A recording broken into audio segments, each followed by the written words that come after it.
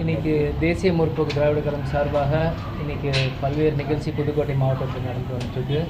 காலையிலேருந்து எங்கள் கட்சிக்காரங்க எங்களோட இல்ல திருவிழா மாதிரி 2 காதணி விழா அப்புறம் தண்ணீர் பந்தல் இன்றைக்கி நாங்கள் திறந்துருக்கோம். எங்கள் மாவட்ட செயலர் கார்த்திகேயன் தலைமையில் இன்றைக்கி வந்து எல்லா இடத்தையும் வந்துட்டுருக்கோம். இன்றைக்கி பல்வேறு இடத்துல கொடியேற்றியிருக்கோம் புதுக்கோட்டையில். அதனால் இளைஞரணி செயலாளராக முதல் பதவி ஏற்று இன்றைக்கி புதுக்கோட்டைக்கு வந்திருக்கேன். சாயந்தரம் அதே மாதிரி இங்கே பொதுக்கூட்டம் இருக்குது, அதையும் அட்டென்ட் பண்ணுறேன். 2005 கேப்டன் மதுரை மாநாட்டுக்கு பிறகு 2007 ஒரு பொதுக்கூட்டம் புதுக்கோட்டையில் அறிவித்தார். அந்த மாதிரி ஒரு சென்டிமெண்ட்டாக இதை நான் பார்க்குறேன். எனக்கு பதவி கிடச்சோன்னே மாதிரியே புதுக்கோட்டை வரதும் ஒரு சென்டிமெண்ட்டாக இதை பார்க்குறேன். தேமுதிக 2.0 அப்படின்னு நான் சொல்லியிருந்தேன். அது ஒரு தொடக்கமாக புதுக்கோட்டையிலேருந்து ஆரம்பிக்கிறோம் நான் சொல்லிக்கிறேன். அது எங்களோட பொதுச்செயலர் அந்நியார் அதுக்கான அறிக்கையை கொடுத்துருக்காங்க. அது மிக சிறப்பான சரியான தீர்ப்பு. அதே நாங்கள் தொண்டர்களாகவும் நிறுவனம் எல்லாருமே அதை கிடைக்கும். 2026 கண்டிப்பாக தேமுதிகவோட நிலைப்பாடு வந்து உயரும். கண்டிப்பாக எங்கள் கட்சி சார்பாக பல்வேறு பேர் கோட்டைக்குள்ளே போய் மக்கள் பிரச்சனைக்காக பேசுவாங்க சட்டசபையில். 2011 எப்படி கேப்டனோட பல்வேறு எம்எல்ஏ போனாங்களோ அதே மாதிரி 2026 எங்கள் அந்நியார் தலைமையில் பல்வேறு நிர்வாகிகள் கோட்டைக்குள்ளே போவாங்க. பாராளுமன்ற தேர்தலில் சட்டமன்ற தேர்தலில் கூட்டணிகள் இந்த மாதிரி கூட்டணி விவகாரம் எல்லாம் எங்கள் தலைமையும் பொதுச் செயலும் உரிய நேரத்தில் அறிவிப்பாங்க.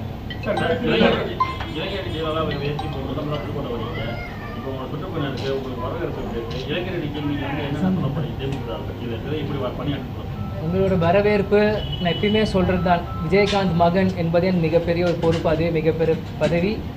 அது மக்கள் வந்து எனக்கு ஒவ்வொரு ஊர்லேயும் எனக்கு ஆறாவாரமாக அவங்களோட வரவேற்பு எனக்கு கொடுக்குறாங்க. இன்றைக்கி தேமுதிக இளைஞரணி செயலில் வரும்போது இன்னமும் அது கூடுதல் பலத்தையும் மக்களோட எதிர்பார்ப்பையும் பூர்த்தி தான் செஞ்சுட்டு வருது.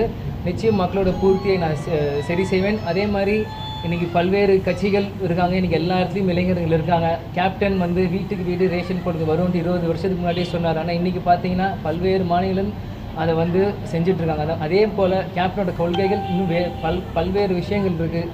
அதோட சார்பாக இளைஞர்கள் நாங்கள் இன்றைக்கி தேமுதிக சார்பாக அது மக்களுக்கு கொண்டு சேரணும். பல லட்சம் இளைஞர்கள் இன்றைக்கி தேமுதிக நோக்கி என்னை நம்பி வரணும். கண்டிப்பாக ஒரு புதிய தமிழகம் தேமுதிகால் உருவாக்கப்படும் இடத்துல நான் சொல்லிக்கிறேன்.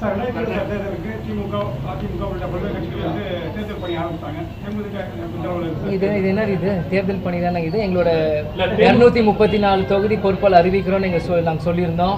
அதே மாதிரி எங்கள் செயற்குழு பொதுக்குழு இப்போ கூட்டியிருக்கோம். ஒவ்வொரு ஊரும் சுற்றுப்பயணம் வரும் சொல்லியிருக்கு. ஜனவரி 9 கடலூரில் மாநாடுன்னு அறிவிச்சிட்டோம். எங்களோட வேலைகளை நாங்கள் பார்த்துட்டு தான் இருக்கோம். இப்போ கூட எல்லா அணிகள் மீட்டிங்கும் தினதோறும் கட்சி ஆஃபீஸில் நடந்துட்டுருக்கு அந்நியார் தலைமையில். எங்களோட வேலைகள் நாங்கள் செஞ்சுட்ருக்கோம். எங்கள் தேமுதிக பலத்தை அடுத்த 1 வருஷம் நாங்கள் பலம் பண்ணிகிட்ருக்கோம். நிச்சயம் கூட்டணி குறித்து உரிய நேரத்தில் உங்கள் அறிவிப்பு வரும்.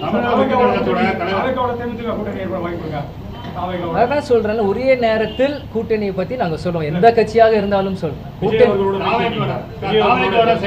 பேசியிருக்கேன். அவரும் எனிமி இல்லையே. நீங்கள் நாங்கள் அவருக்கு முதல் குரு பூஜை அழைக்கும் போது விஜயண்ணன் நான் பார்த்துருக்கேன். அதே மாதிரி கோட் படத்துக்கு வரும்போது அவரை நான் பார்த்தேன். அதன் முதல் முறையில் அவர் என்னை சந்தித்தது.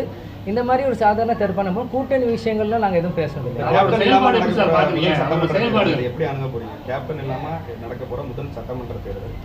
நிச்சயம் கேப்டன் இல்லாமல் எங்கள் எல்லாருக்குமே ஒரு மனவலி இருக்குது. கேப்டன் இல்லாமல் முதல் சட்டமன்றம் இருக்குன்ட்டு. ஆனால் அவரோட ஆசையும் கொள்கையும் வென்றெடுக்கிறது தான் எங்கள் ஒவ்வொரு தொண்டரோட கடமை.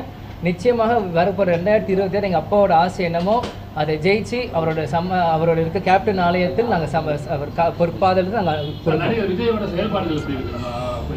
அவர் அரசியல் வரதுக்கு முன்னாடி நீங்கள் அரசியல் வந்துருக்கீங்க, 2 பேருமே இளைஞர்கள், அவங்களுடைய செயல்பாடுகள் எப்படி இருக்கு?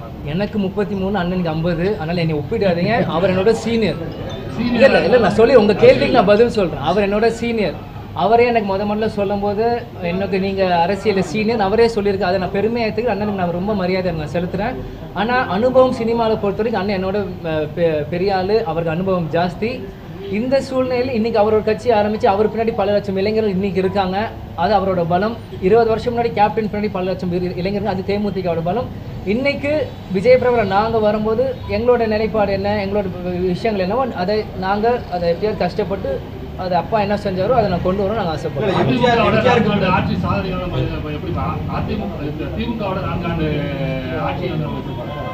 இல்லை, நிறையும் இருக்குது, குறையும் இருக்குது. எல்லாமே சூப்பர்னு சொல்லலாம், எல்லாரும் வேஸ்ட்டுன்னு சொல்ல முடியாது. அதை மக்கள் தான் அடுத்த தேர்தலில் முடிவு பண்ணும்.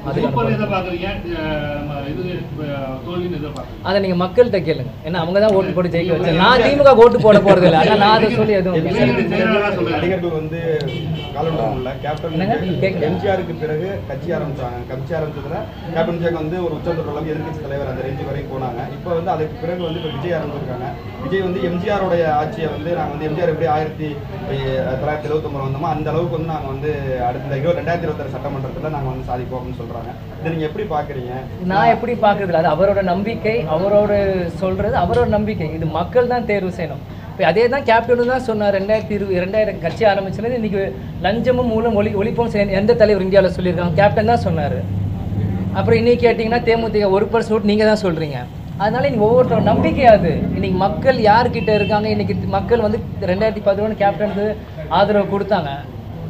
அதே போல் ஆதரவு இன்னைக்கு 2026 மக்கள் இன்னைக்கு அந்நியாருக்கு கொடுப்பாங்க நான் நம்புகிறேன். இன்னைக்கு எல்லா பொய் பிரச்சாரம் தாண்டி இன்னைக்கு கேப்டன் கட்சி மேலே மக்கள் நம்புறாங்க. நிச்சயம் 2026 ஒரு பொற்கால கட்சியாக தான்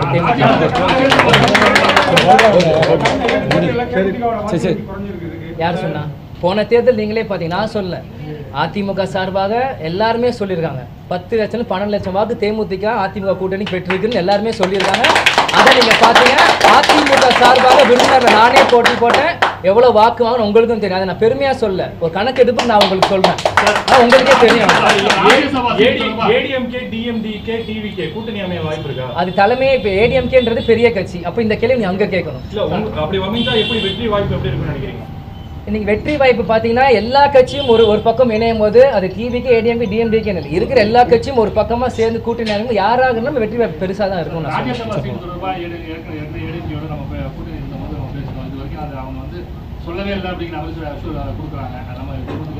உங்களுக்கே தெரிய வரும். சரி, நன்றி.